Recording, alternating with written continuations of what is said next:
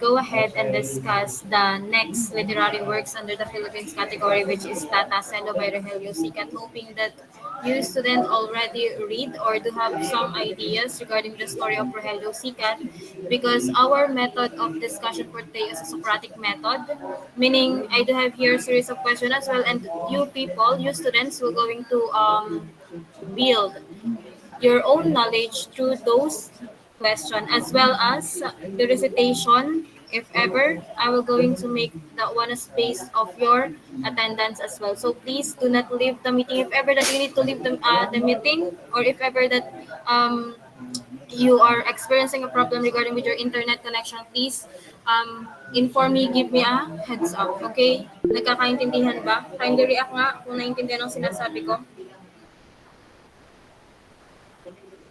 Yes, Mr. Sevilla. Wait Ma'am, lang. present po. Late lang po. No? Okay lang, I understand. Baka galing ka pa sa labas or nasa campus ba kayo ngayon? Nasa campus kayo ngayon, 07? Wala po. Okay. So before we start our discussion, Claudine, nandyan ka pa? Yes po, ma'am. Can you please lead the prayer? Let's bow our head and feel the presence of our Lord. In the name of the Father, the Son, and the Holy Spirit. Amen. Lord, maraming salamat po sa araw na ito. And gabayan niyo po kami sa aming pag-aaral sa araw na ito. At bigyan niyo po kami ng talas ng isipan sa araw-araw. Yun naman po at maraming salamat. In the name of the Father, the Son, and the Holy Spirit. Amen.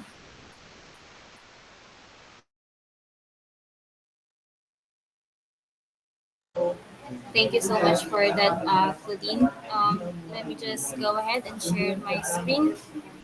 So yeah, just like what I've mentioned earlier, as part of the Philippines literary work, we will be unveiling the idea that thoughts of Rogelio Sicat in writing the story of Tata Selo.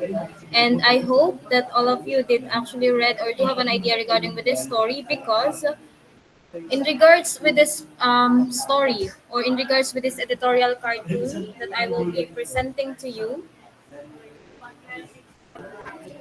this editorial cartoon, just to give a credit, is created by Bulatlat, a specific Facebook page.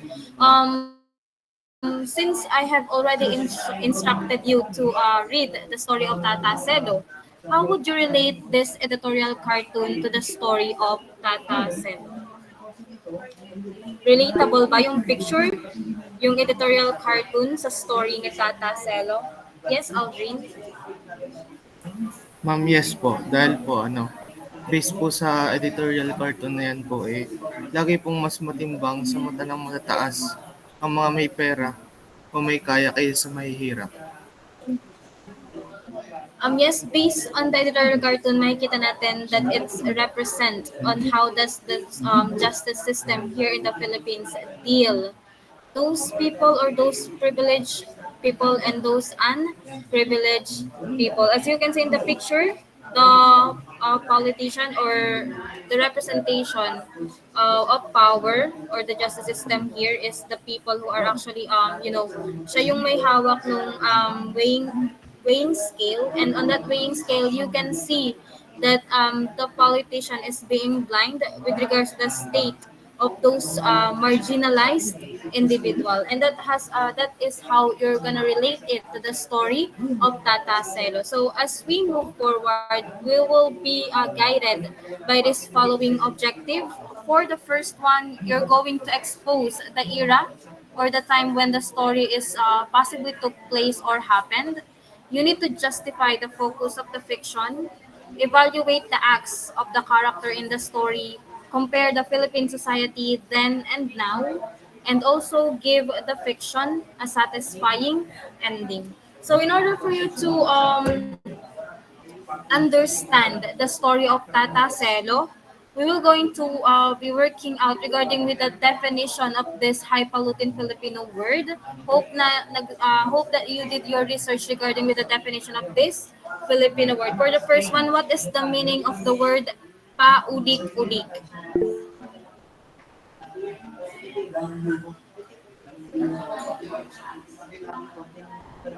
Hold on. Yes, Linya. Pagdadalawang isip po. Very good. Paulik-ulik means pagdadalawang isip, pagkakaroon ng alinlangan, or pwede rin natin sabihin in English, doubtful. Next is estaked. Yes, John Gabriel. Bilangguan po. Estaked is Bilangguan po. very good. Estaked meaning bilangguan, or pwede rin jail or prison in English. Next is kabesa. Reggie. Pinuno po, ma'am. Very good. Cabeza means pinuno. In a Spanish term, cabeza means head. Put into the context, this is an old title given to the barangay captains during the Spanish regime, yung cabeza de barangay. Next is tinungkod. Yumi. Ano po, hinampas po ng tungkod po. You're correct. Tinungkod meaning being caned or being hit with a wooden walking stick. Next is proprietaryo. Yes, Oliana.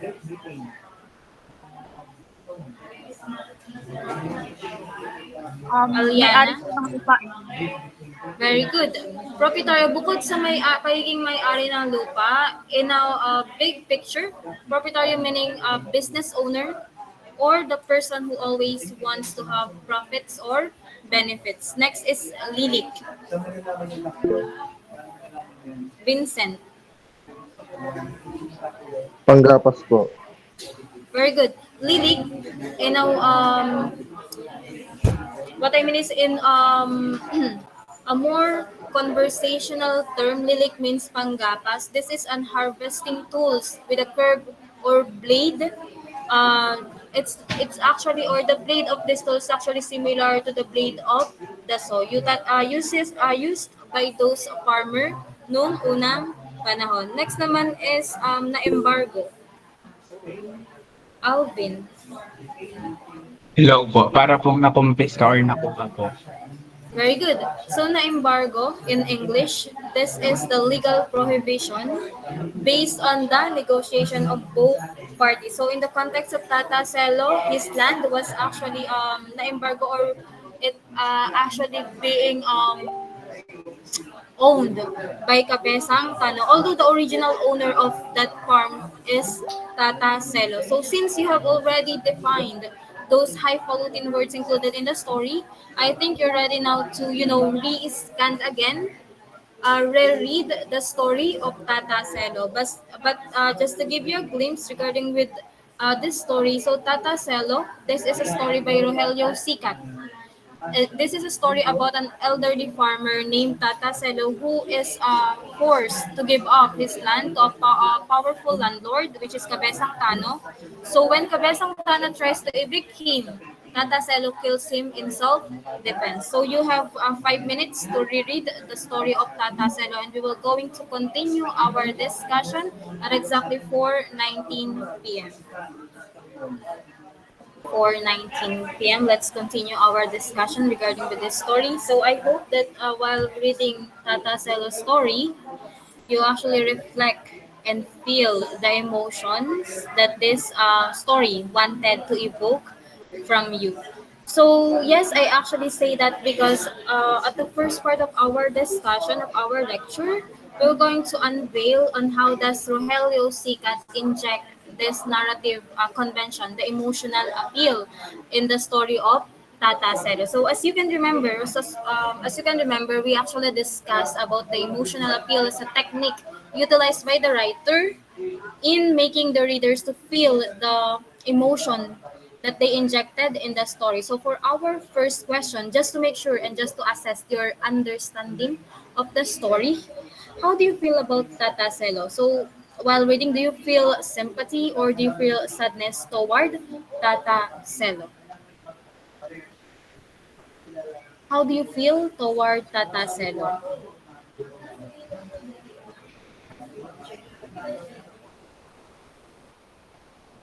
Oh, 07.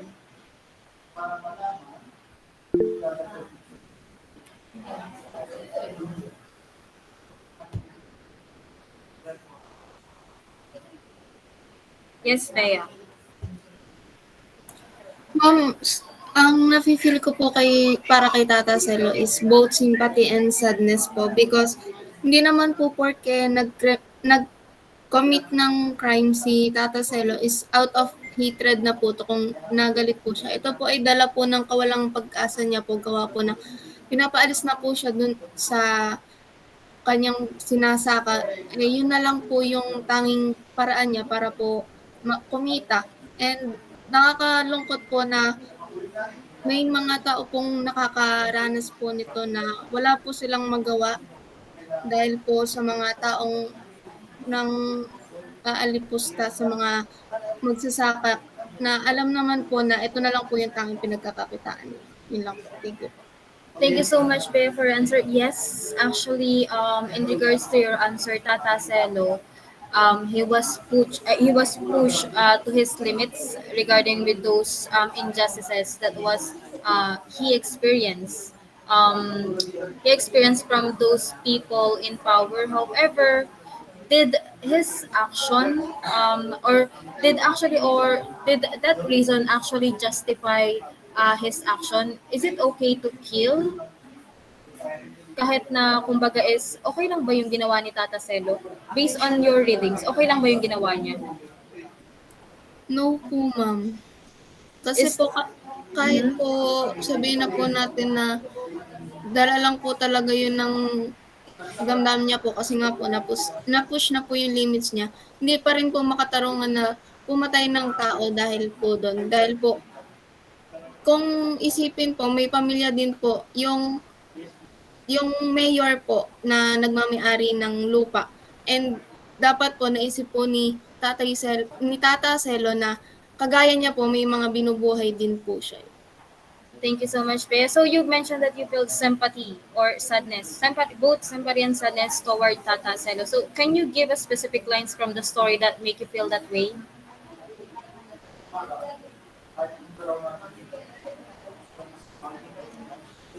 Bea? Wait lang po, ma'am. Okay, well, Bea is trying to get the specific lines that make her sympathize and make her feel sadness toward Tata Celo. Who wants to answer next? Sino pang may answer bukod kay Bea? Yung tumaas kanina.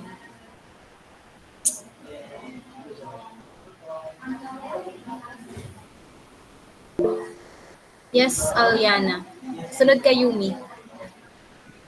For me po, both sympathy and sadness din po. Pero hindi po, kaya po ako naaawa at saka po nalulungkot po sa kanya dahil po dun po sa parang pinarating po ng story is yung pagiging injustice po nung panahon po na yon. Hindi po, kasi po nakakaawa po siya kasi kahit, di ba po nakapatay po siya, nakakommit po siya ng crime, pero hindi po ibig sabihin nun ay dapat na po siyang ipahiya kasi po dun po sa story sinabi po na itinatanghal po siya sa maraming tao na para pong hayop na naawa po ako sa kanya kasi po para po sa akin if ever na nagkabaliktad po yung sitwasyon na si Kabesang Tano po yung nakapatay kay Tata Celo, for sure po hindi naman po dadanasin ni Kabesang Tano yung dinanas po na pamamahiya kay Tata Celo po. Yes, indeed, Aliana, you actually mentioned that kapag when Kabesang Tano or if Kabesang Tano is the one who actually killed Tata Celo, then it will gonna be the other way around. Kumbaga, Kabesang Tano will not going to experience those humiliation experienced by Tata Celo. So, yeah, yes, Yumi, may dadagdag ka pa? Ano po? Both sympathy and sadness din po. Because Tata Celo po was just trying to provide, to live or to at least survive the day, but people around him is treating him badly and make it hard for him that he thinks that everything was taken away from them. And one passage po that makes me feel this way is the last part where it says, habang nakakapit sa rehas at nakatingin sa labas, sinasabi niyang ang lahat ay kinuha na sa kanila. Ang lahat ay kinuha sa kanila. Thank you so much, Yumi. Yes, the example that you just given, or the line that you just given, this is actually included to the line analysis that I have included in the presentation here. So in the next slide, we will be having a line analysis in relation to the question number 2. We will be presenting a specific line from the story, and we will be discussing the literary devices used by Rogelio Sicat in order to evoke your emotion while reading the story. So, for instance, I have here, kinuha na sa kanila lahat, ay ang lahat ay kinuha na sa kanila. So, in English, everything was taken from them. As you can see, the word lahat or the term lahat, in English, everything, it was emphasized, um, it was repeatedly mentioned in the story. It's actually emphasized the total loss and deepens the emotional impact of the story towards the reader. Aside from that, repetition as a literary devices used by Rogelio Sicat actually defines the gravity, yung bigat or weight of the problem that the characters experiencing or facing in the story. So our first literary devices would be repetition. So as you can see in the line, the word lahat or kahit yung buong phrase na kinuha na sa akin ang lahat or kinuha na sa kanila ang lahat ay kinuha sa kanila did define the gravity or the weight of the problems that the character in the story is actually facing.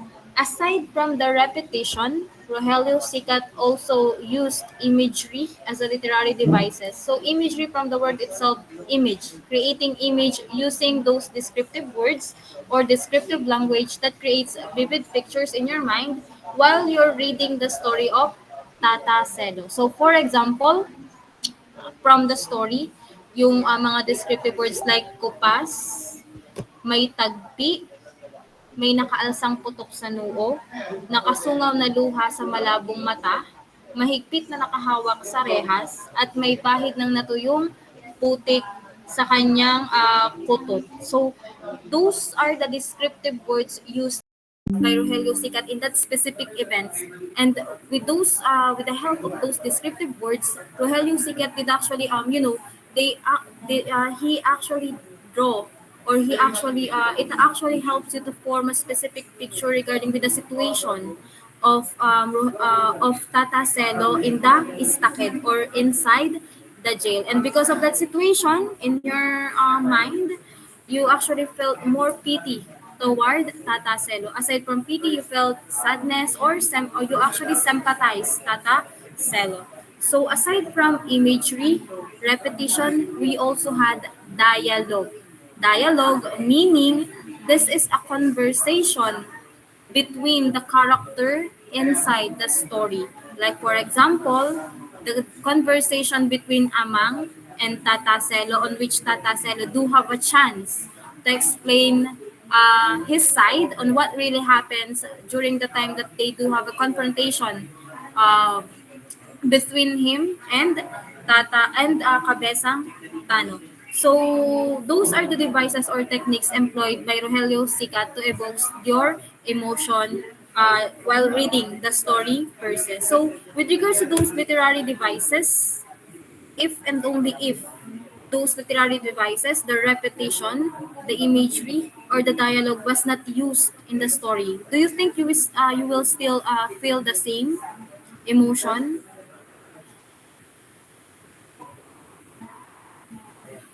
O7, what if Rogelio Sicat did not use those literary devices in the story? Do you think you will still feel the same? Yes, Warren? For me po is hindi po.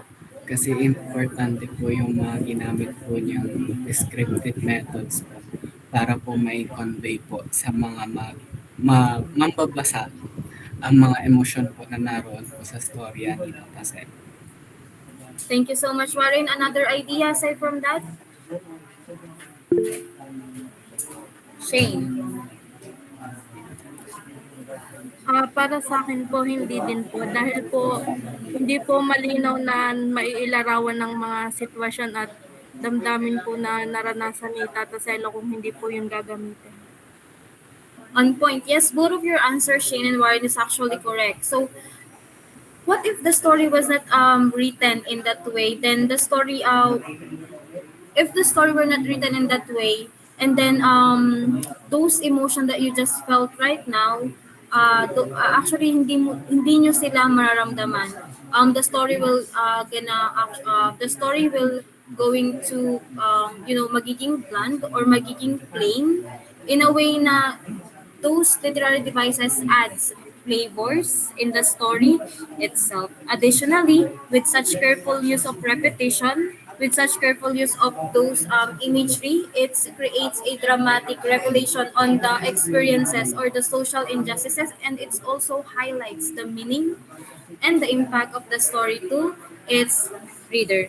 However, although the core themes of this one is still social injustices, is still utilizing those literary devices is important. This is an important tools for those writers to evoke the emotion of their audience.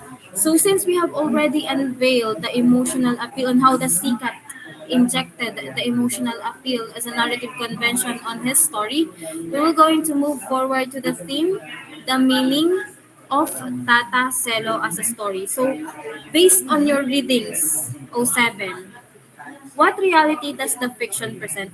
Did it actually present a reality, or if ever that this story present a reality, those reality, is it still evident in today's society?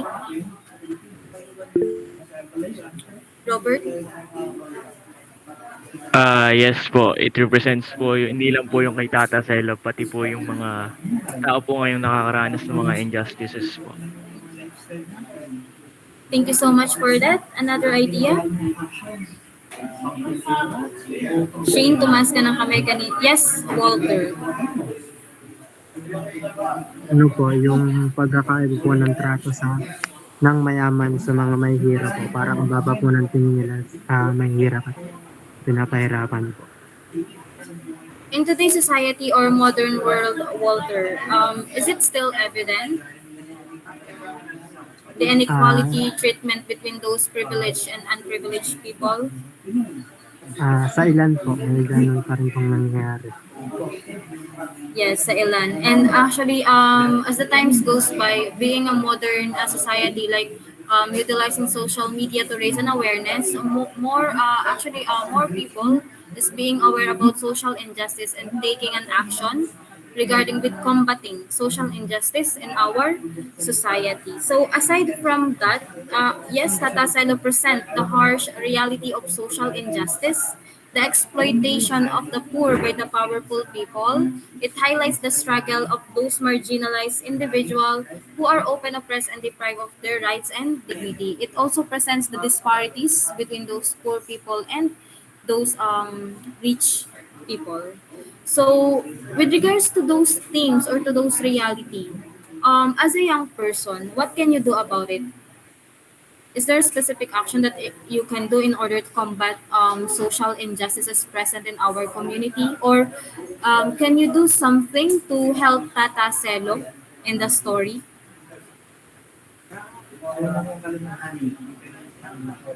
O7? Neil? For me po is pwede ko pong matulungan si Tata Selo gamit po dito po sa ating panahon ngayon through social media po. Kasi po pag parang parang pag pinost ko po yung mga about kay Tata Selo, mas mabibigyan pong pansin yung nangyayari po sa kanya at pag halimbawa magkakaroon po ng maraming susuporta at maraming tutulong po para pwedeng mapagaan po yung kaso or matulungan si Tata Selo makalaya. Thank you so much, Neil. So in other words, Tata Selo actually do not need your pity. Tata Selo needs you to mobilize a change, to advocate for change, so that more people are gonna get involved to your advocacy for change or working towards combating social injustice and inequality in our society. Aside from Neil, sino pang may ibang idea? 07?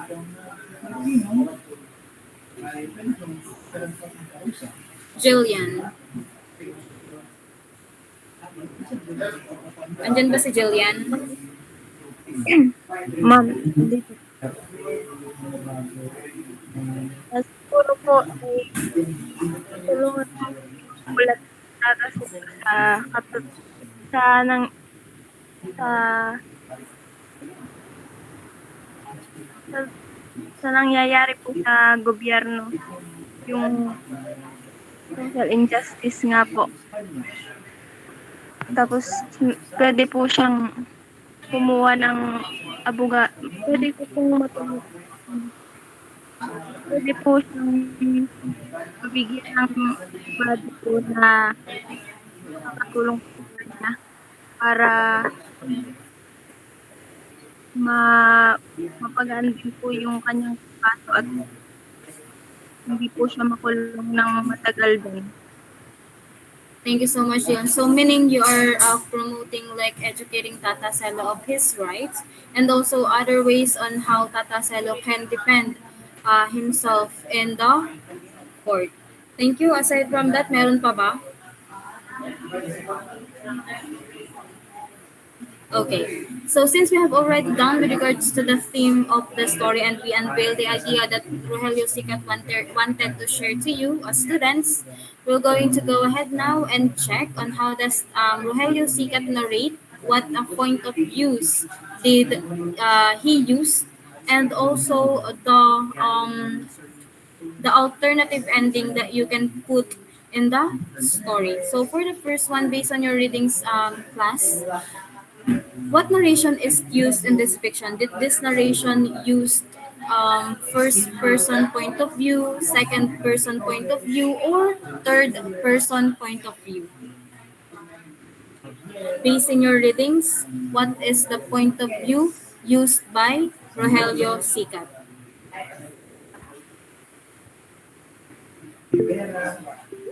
Oh, 07. Lodine. Ma'am, third person po. How do you say so? Gumamit, ano po,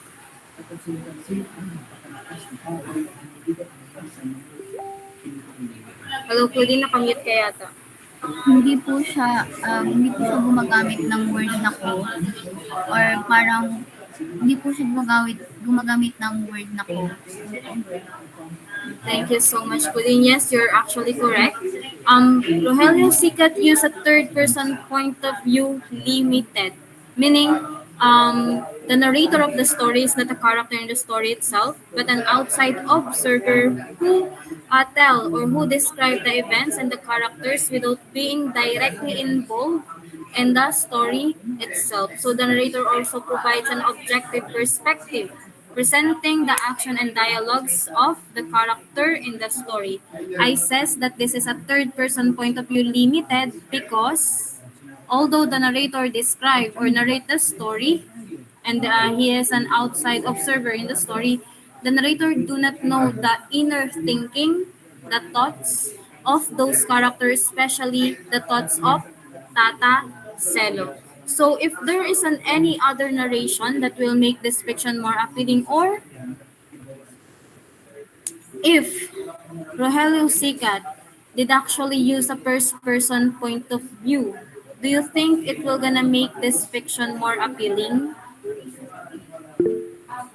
Jeremy? Yes po, kasi po, since siya po yung mismong nakakaramdam and ano po, mas ma-understand ko po yung paghihirap niya po and yung pagraranas po niya ng social injustice.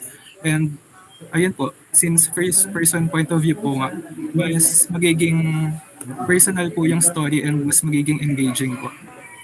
Thank you so much, Jeremy. You're actually on point. Yes, utilizing first-person point of view, we're gonna create an immersive, more emotionally engaging story. Because in a first-person point of view, it could potentially make the story more intimate. So it will gonna unveil the viewpoint of Tata Selo regarding with his experiences such social injustice and also the treatment of those authorities. And also this perspective would allows the readers to experience the events and injustices experienced by Tata Selo himself. So yes, first person point of view will gonna make the story more appealing. So with regards to this, since you have already read the story of Tata Selo and you all know the ending of Tata Selo, so based on your readings, do you like the ending of Tata Selo? Okay ba yung ending niya para sa inyo? Naging okay ba yung ending niya, Jerome? Para po sa akin, ma'am, sa opinion ko lang po, yung ending niya po is, perfect na po siya para sa amin. Perfect? Kasi, oo po.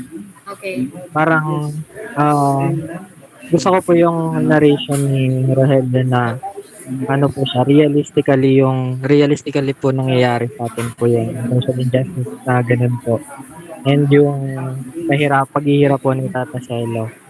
Pero since yung parang most of the story reader wanted yung happy ending. Kung papalitan ko po yung ending, feeling ko po gusto ko po magkaroon siya ng parang less sentence po para kay Tata Selo. Since yun nga po, dahil po sa social injustice na nararanasan po ng mga mahihirap na tao sa atin, magkakaroon po siya ng parang empowerment po sa mga mahihirap po. Parang po siya, enlightenment po sa mga tao. Thank you so much, Jerome, for that expound or more elaborate answer. Yes, although may point ka naman, the ending of Tata Selo is on a realistic manner, not idealistic manner, but in a realistic manner. It will gonna, Tata Selo is a representation of those marginalized people, those people who live beyond under the poverty line, and because of that, the ending given by Rogelio Sigat was in a realistic lens in our society. Nararanasan to. We are, no, not actually we, but some people out there actually experiencing on what this Tata Selo experienced in the story.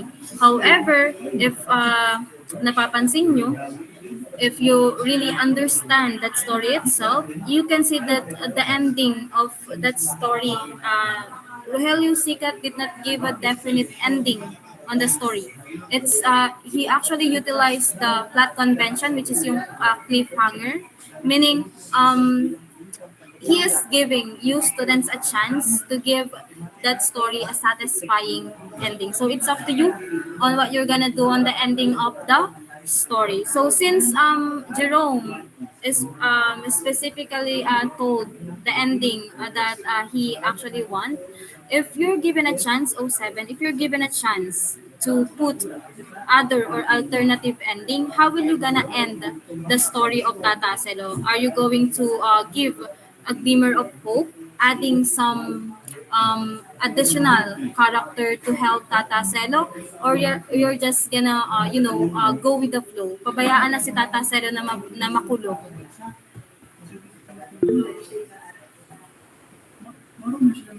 Aside from Warren, Alian, wag pala. Tawag na kita kanina. Okay, hold on.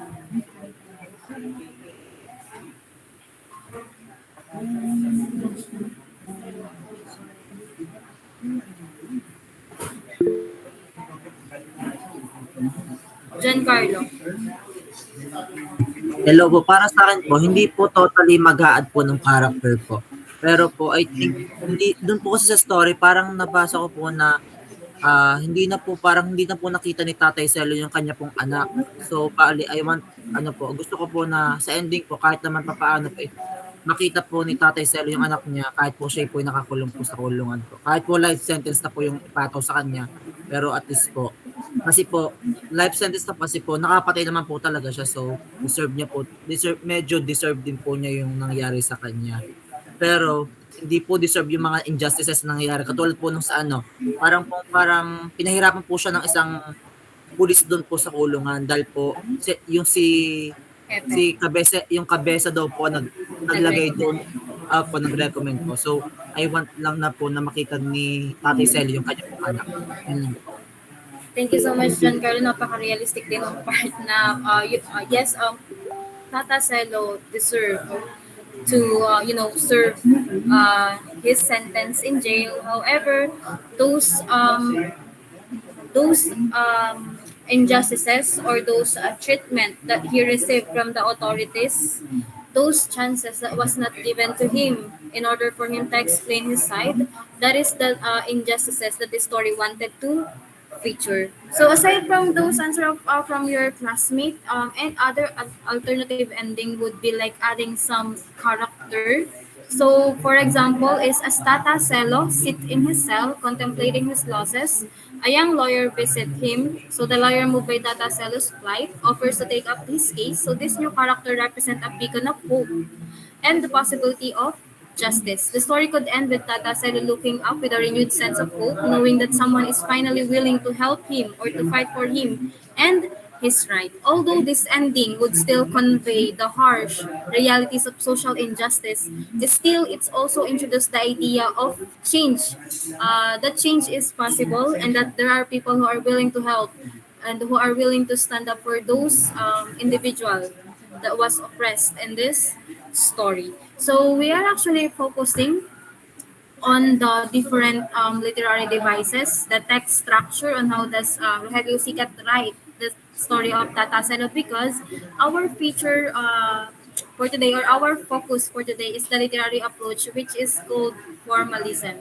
Formalism, from the word itself, form, so meaning the formalist focus in a rhetorical and logical connections within the writing. Moreover, formalists look into the sounds and syntax of poetic languages, rhyme, repetition, and word picture. In a simple term, formalism focus on the text structure, on the structure of the story. Focusing, excuse me, hold on.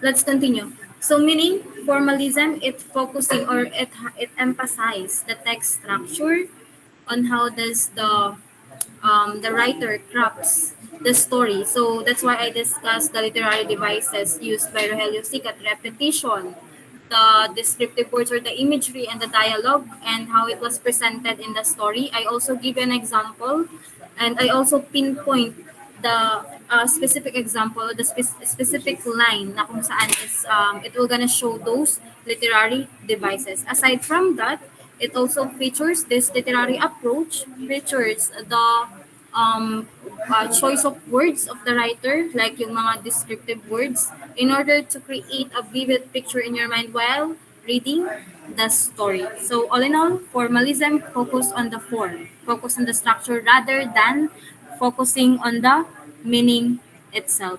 So in some essence,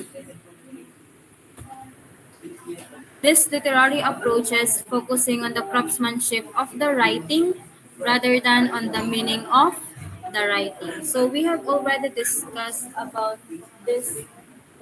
Hold on.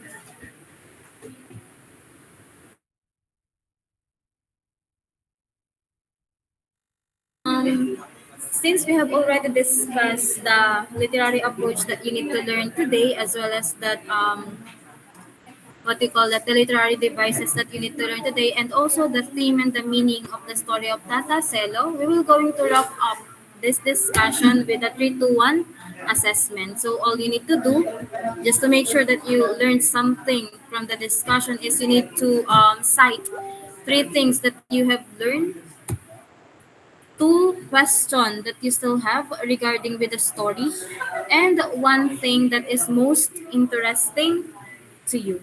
So for the 3 things that you have learned, who wants to volunteer para matapos na tayo? Yes, Alvin. Hello po. Siguro po yung 3 things po na aking naintindihan po for today's lessons is kahit po meron nga pong social kahit hanggang ngayon pa rin po ay may nangyayari pa rin social injustice dahil siguro po ay yan pong story ay nasulat din po ng iba. Makikita pa rin po natin na hanggang ngayon po sa present time ay meron pa rin pong nangyayari ganito. Tapos pag nga po tayo ay siguro pag daw po ang tao ay pinanganak na mahirap ay pag daw hindi po siya nagsikap or pag po alam mo ang tao pinanganak po mahirap pag hindi po siya magsisikap ay parang wala din pong mangyayari sa buhay kagaya po ng mangyayari dun sa kanyang anak parang pag hindi po gumawa ng paraan yung anak ay parang mauulit lang din po ang mangyayari sa kanila. Tapos trip po. Ano po? Wait lang po. Saan ka po yun? How about the literary devices? Wait lang po. Okay.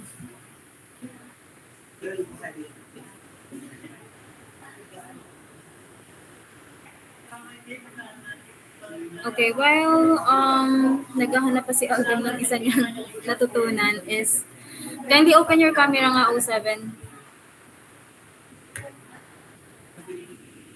Nasaan kayo? Nasa campus ba kayo? Or nasa biyahe?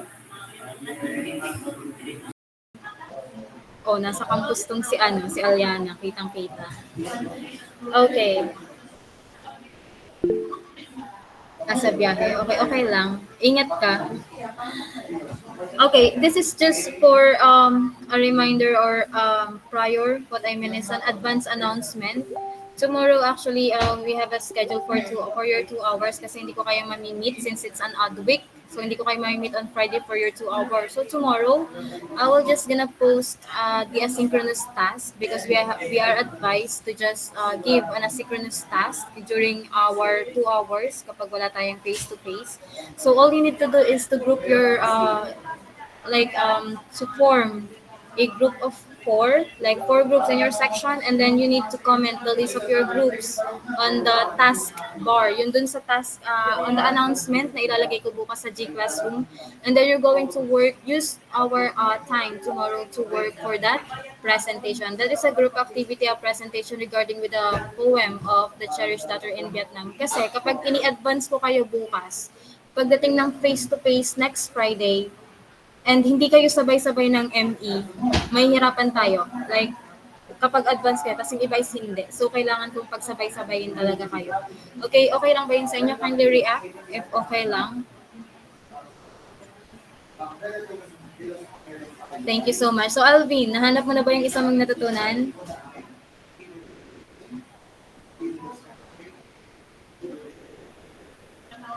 Nakamute ka yata.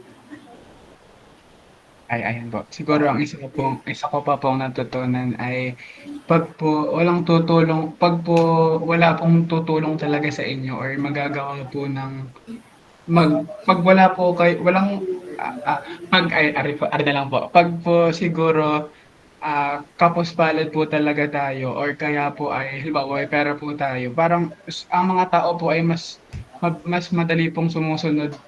Mas nagfa-follow po dun sa may pera po kasi mostly po ang mga tao din po ay nasama din po sa magbe-benefit sa kanila. Kay Tata Selo po siguro ay dahil yun nga po, mahirap din po siya. Parang wala pong mabe-benefit ang tao sa kanya.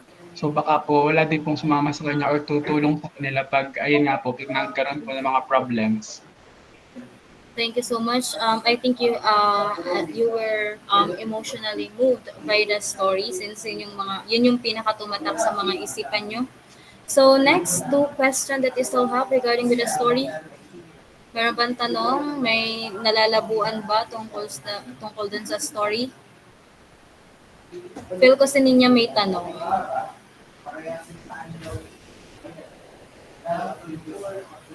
Wala naman po, ma. Ako na lang yung magtatanong sa'yo. Ano po? Joke lang. Sino sa inyo may tanong? Hindi ko kayo papakulan hanggat walang nagtatanong.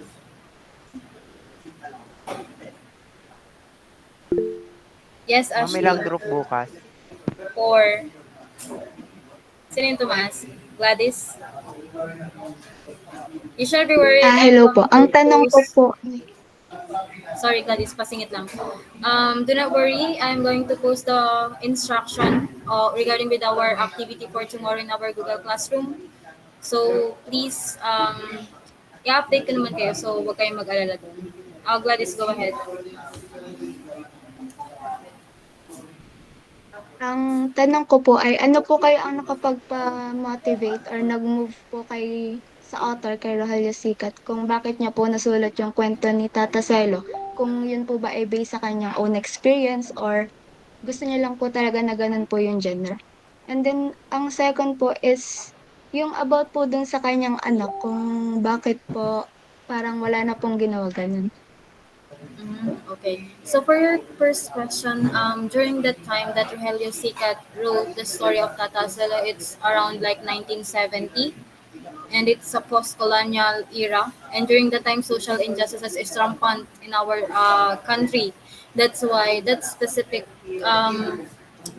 it's actually created by his observation regarding what happened to those, yung mga farmers natin during that time. So yun yung naging inspiration. Rampant talaga yung social injustice, lalo na sa mga mahihirap.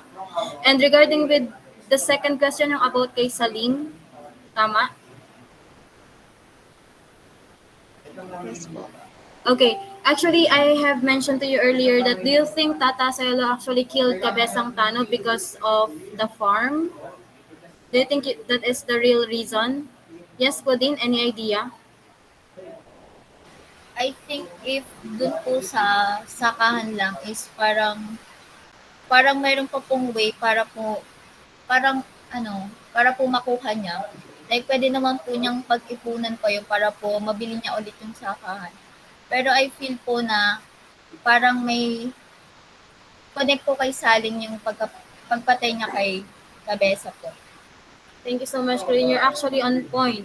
The reason why Tata Selo killed Cabezang Tano is because prior to that event, Saling is a worker, specifically maid or yaya kay Cabezang Tano.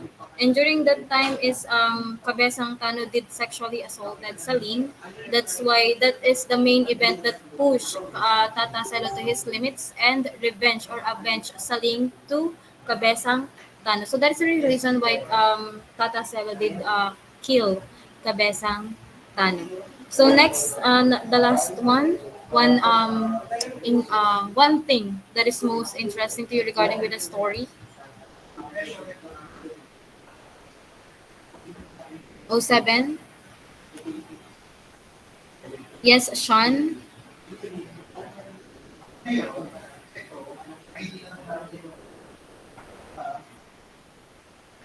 Ano po? Ano po, ma'am? One thing that is most interesting to you regarding with the story. Sean.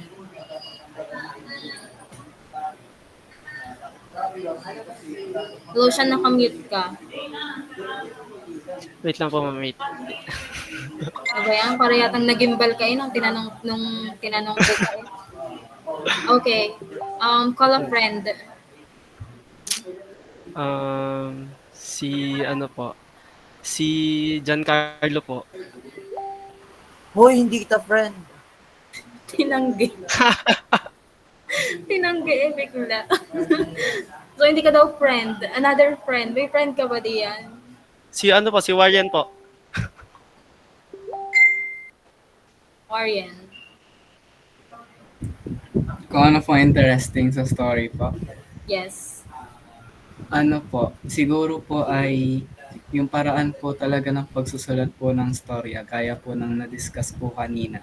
Kung ang paraan po ng pagsusulat sa storya po ni Tata Selo ay hindi po katulad nung nagamit po ng mga dialogues and dinedescribe yung mga nararanasan po niya, gaya po nung pinapalo po siya ng parang stick po, ganon, is hindi po gaano magiging emotional yung mga mambabasa po kapag nabasa po yung storya. Thank you so much. And also additionally, the story will going to be like a plain story or a blunt story. and it will not going to evoke your emotion regarding with what Tata Selo experienced all in all. So since we have already done with our discussion with Tata Selo, please do the asynchronous task tomorrow. The list of the groupings or the list of the members of every group, I will gonna expect that. You just need to comment it tomorrow in my announcement in the Google Classroom, as well as please label who is the leader of the group. Madali lang naman yung asynchronous task, huwag kayong mag-alala. And for now, kindly react for those people who have learned something from today's discussion. Okay, again, thank you so much for your participation and goodbye for now. Bye-bye.